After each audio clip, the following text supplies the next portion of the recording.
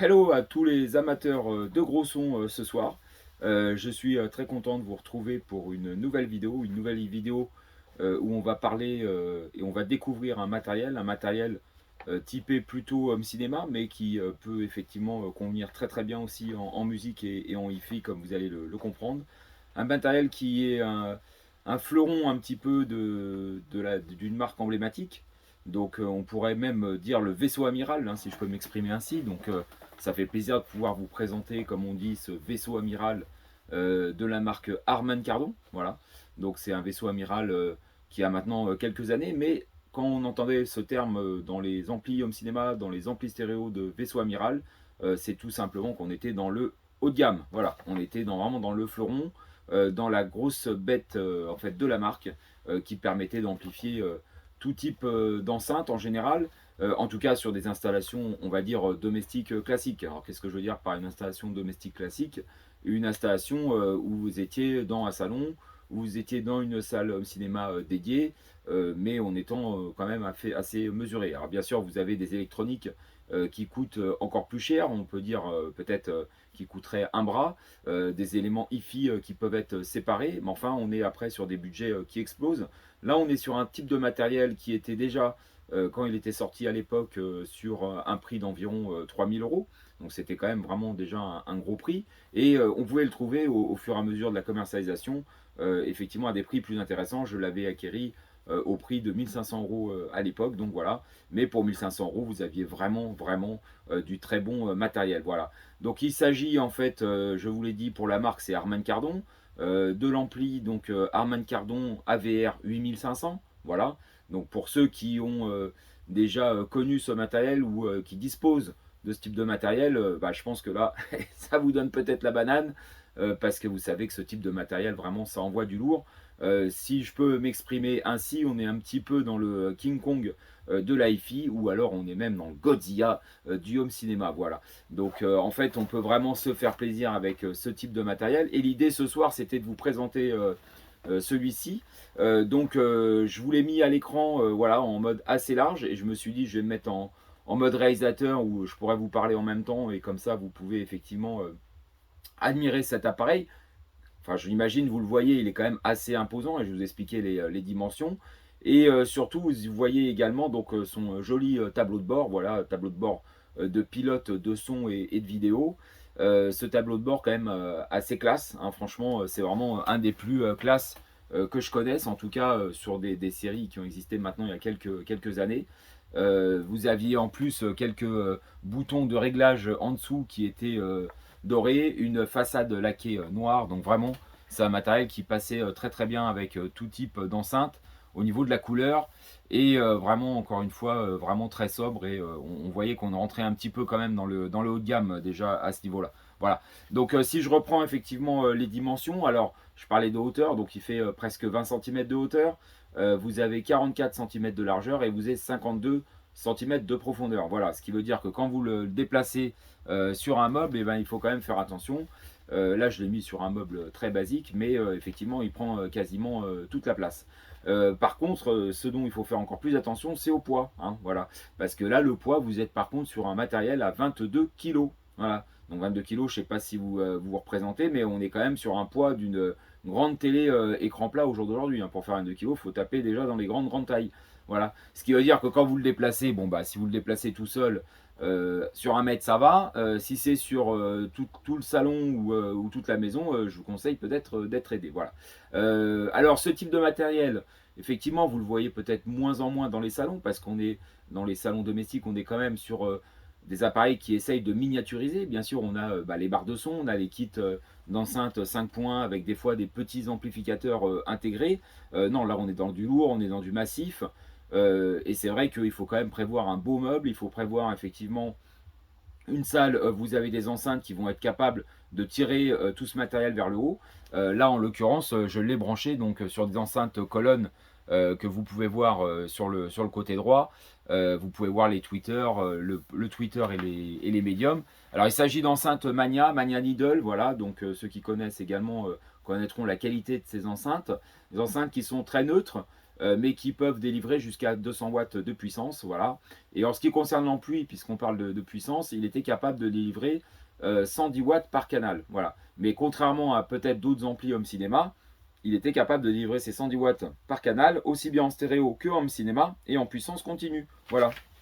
Donc vous aviez quand même une puissance de 85 ampères qui alimentait, parce que vous avez un gros amplificateur, un gros transformateur à l'intérieur, donc qui amplifie tout ça et qui vous permet en fait d'alimenter les enceintes, de pousser le son et d'avoir très peu de distorsion en fait, hein. C'est l'avantage effectivement d'avoir cette réserve de puissance dans ce type d'appareil, c'est d'avoir très peu de distorsion quand on monte le son. Voilà, donc vous pouvez avoir vraiment la même qualité de sonore quand vous montez le son, quand vous écoutez à volume moyen ou à bas volume effectivement. Voilà. Là, je l'ai alimenté donc avec ces enceintes Mania Needle. Il n'y a pas de caisson de basse, j'ai pas branché les surrounds, donc je vais vous le faire écouter un petit peu comme ça en stéréo. Mais voilà, ça vous donnera une petite idée effectivement de la qualité de ce matériel.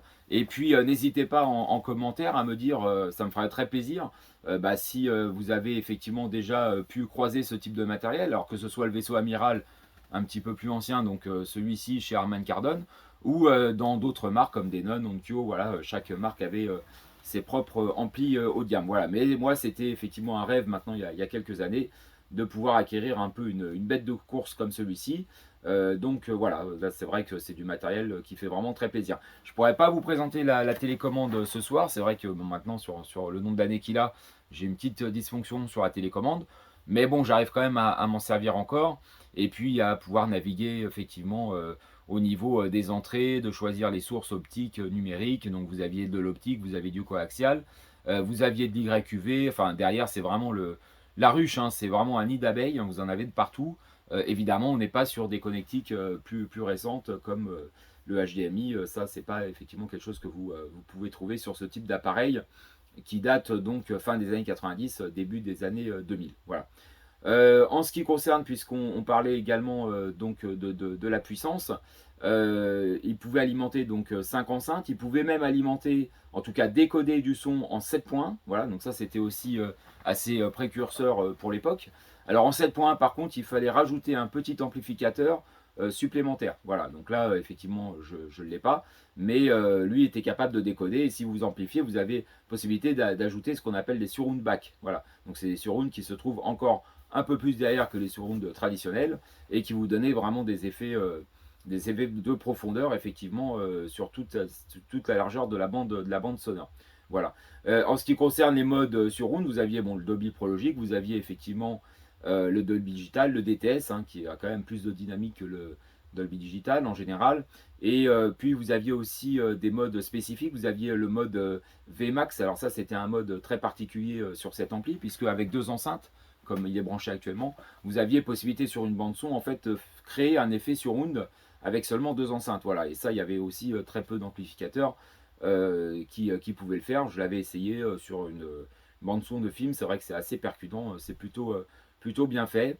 Et voilà, et j'arrive sur le point ultime de cet ampli home cinéma, c'est le décodage par contre du THX. Et là vous aviez un décodage THX Ultra, voilà, donc c'était le top de l'époque.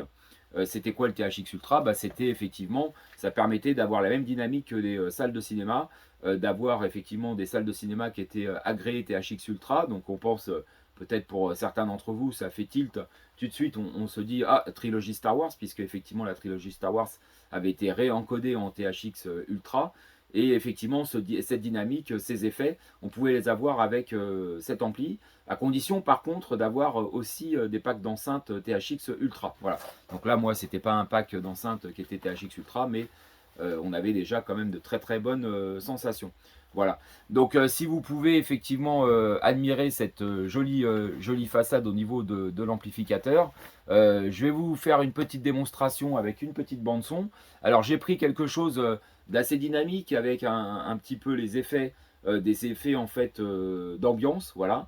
Il s'agit de musique de jeu. Alors voilà, peut-être certains vont reconnaître. Alors on parlait tout à l'heure de King Kong, on parlait de Godzilla, donc on reste un petit peu effectivement dans la thématique des monstres, des dinosaures, mais on n'est pas dans Jurassic Park, hein. Donc c'est vrai que je me dis ce qui serait sympa, tiens pourquoi pas, je pourrais peut-être vous mettre une petite tasse de café, un petit verre d'eau, le poser sur l'ampli, mettre tout à fond, tiens, ça ferait penser peut-être à Jurassic Park, et je pense qu'à un moment donné, ça tremblerait un petit peu de partout.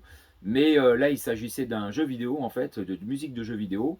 Je pense que certains vont le reconnaître, donc ça, pareil, en commentaire, si vous reconnaissez aussi cette musique, n'hésitez pas à le mettre. On jouait notamment un personnage en vue subjective, on jouait un Indien avec des flèches, et puis on partait à la chasse, effectivement, de bêtes, de dinosaures, donc ambiance jungle, ambiance cri d'animaux, voilà, et assez dynamique. Donc je vais vous mettre cette bande son pour écouter et vraiment se faire plaisir avec cet ampli. C'est parti.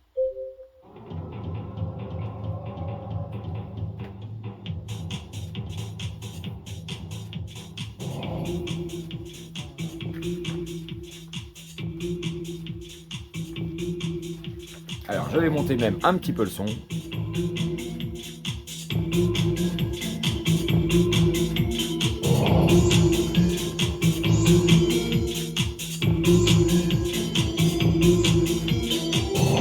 Même qualité au niveau aigu, médium et grave.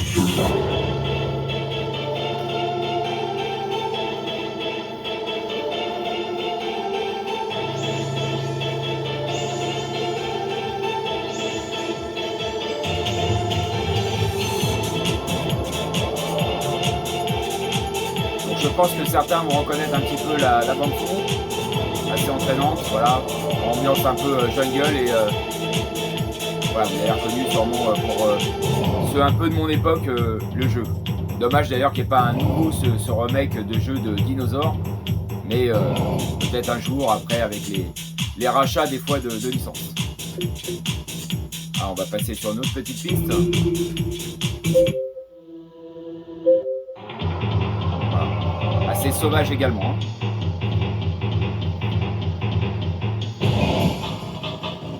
Alors, là on a une musique un petit peu plus électronique, donc je pense que vous appréciez, même si c'est avec l'imitation de mon enregistrement, vous appréciez quand même la dynamique du son, qui est assez bluffante.